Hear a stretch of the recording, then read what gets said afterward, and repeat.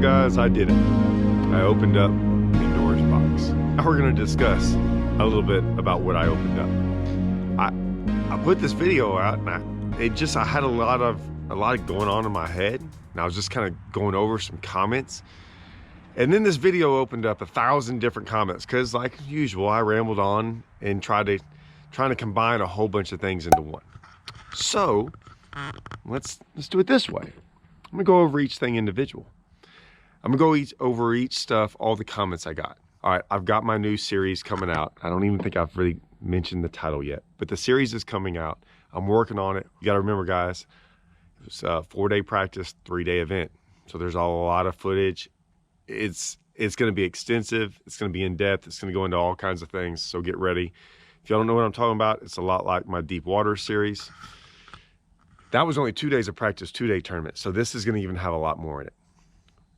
So as I'm working on that, let's go over some of these things, okay? First comment. And guys, if y'all don't know what I'm talking about, here's what I was talking about. Here's the video that kind of started it all, right here, okay? One by one.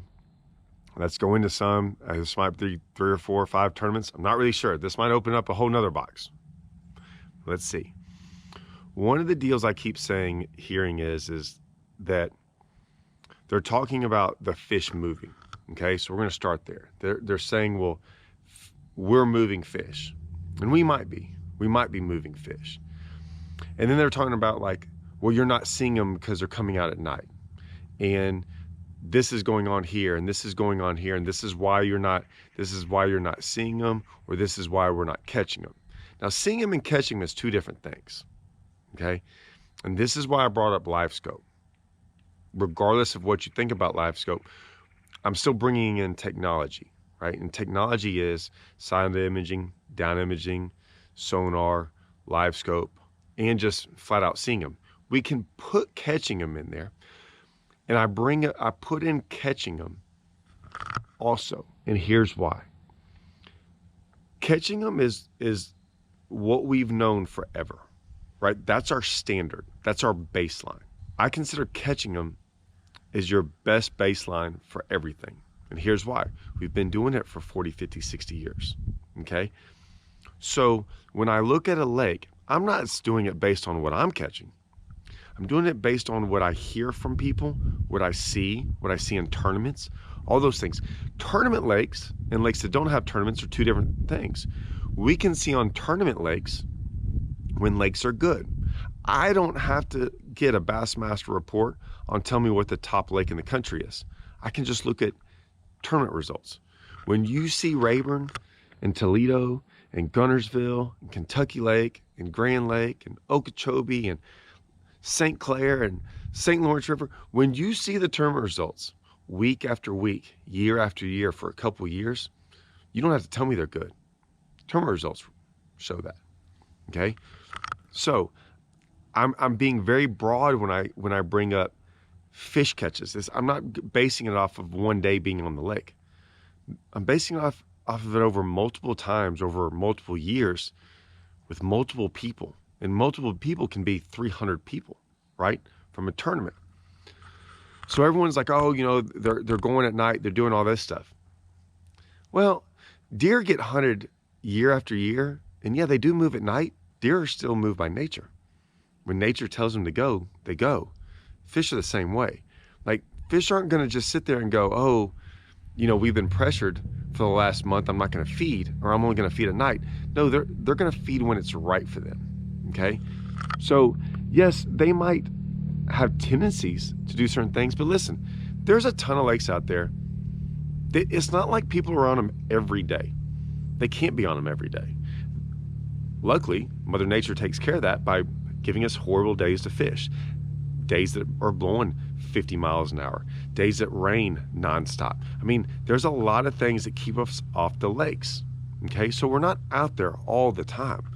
We might be out there more, but we're not out there so much that they just can't live their normal life. But I bring up the electronics because of this. We can still see them, right? They might get in places we're not used to looking, but there's a difference between, say, a lake like Rayburn or Gunnersville or Kentucky Lake.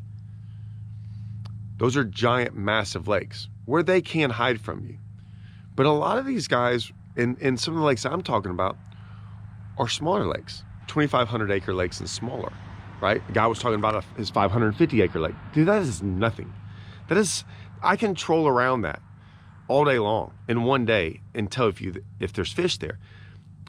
Live scope is the best way to tell if fish are in a lake. It's not the best way overall, yes, shocking them and things like that. But live scope, you don't have to catch a fish to know that it's there. You can see it on live scope. Just like sight fishing, I can tell when fish are on the bank on beds. I don't have to catch any of them. I can just physically see them. I can tell you how good your lake is by just going down the bank in the springtime. And if I can see it a couple feet down, I can tell you how good your lake is. I'm just telling you. It's simple. Give me a month there, I can really tell you, because I can see waves of them pushing in. I can see how many waves do it. We're going to get into the whole spawning thing later. So, yes, they could be going a little bit more at night. They could be. But if they're not feeding and they're still swimming around, I don't have to catch them. Guys that have live scope can show you, and they can see those fish in that lake. Right? I can troll around and never cast out a fish and go, oh, there's some bass, there's some bass.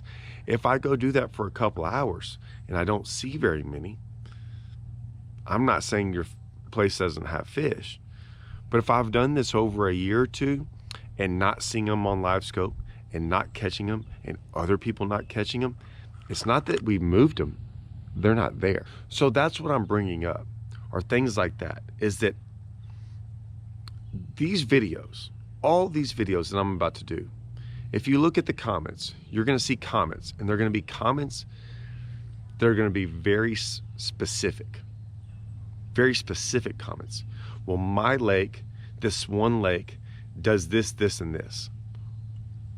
True, your one lake might do that, but I'm looking at the broader spectrum. I'm not basing it off of 2 or 3 lakes that I live by. I've been fortunate enough to fish over 100 lakes in my lifetime. I view all of them, and I take all of them into account when I make these videos, okay? I try to take in all the years I've fished, the 30-something years I've fished, and I bring all that in. So I'm not just thinking about one specific thing. I'm thinking about it all and then bringing it all together. That's what I do. I've always said that. I'm big picture, little picture guy, right? I think little picture is a huge deal. I think so many times people miss the giant big picture, right? They get too dialed in onto one thing and their own little bubble and their one specific thing that it's hard for them to look at the big picture of things. So when I made those videos, when I say all this, I'm not just thinking of, oh, they can go at night, or hey, we've pushed them off to a place that no one's ever looked before. Not all the fish in the lake are going to go to some place that they've never been before. Not all the fish are going to go out and sit out there in the middle of the lake on nothing in one little circle all by themselves. Like, that's just not normal. And a lot of that, you know, do I want to bring up the bait thing? No, I'm going to bring the bait thing out of it. I'm going to leave the bait. That's a whole nother deal, because I had a lot of comments about bait, about how they'll follow bait and stuff like that.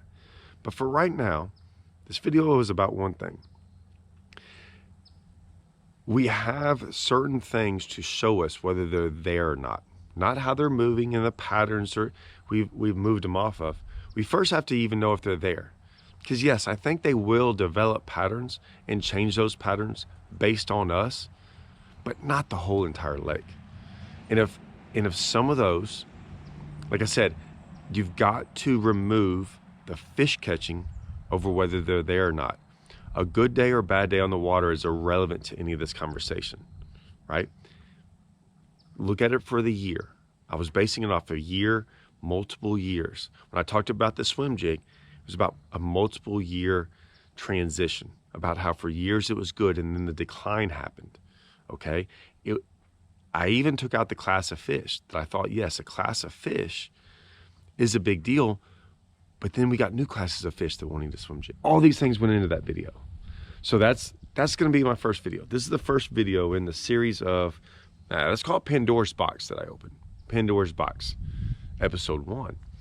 When I'm going to try to answer all these questions or go over all the comments that got brought up. And I want you to think about each one of these videos and then tie them all together, okay? And hopefully we'll start to maybe dial in this whole question thing. See if we can get some guys thinking, and then before they comment, they'll go, okay, let me think about all this before I comment, right? Because I want you to comment. I love, like, I'm going through all the comments. I love them. Like, I've loved reading them, and none of them are bad. It's just, I want you to think bigger, broader, right? I want you to put everything in it and not be so specific, because we can't just key in on specifics. One little lake here, one little 6-month period here. We got to go specific and see if that is what's changing these fish, or we're not changing at all, and it's just in our head. I don't know. Let me know. Let me know what y'all think. See y'all.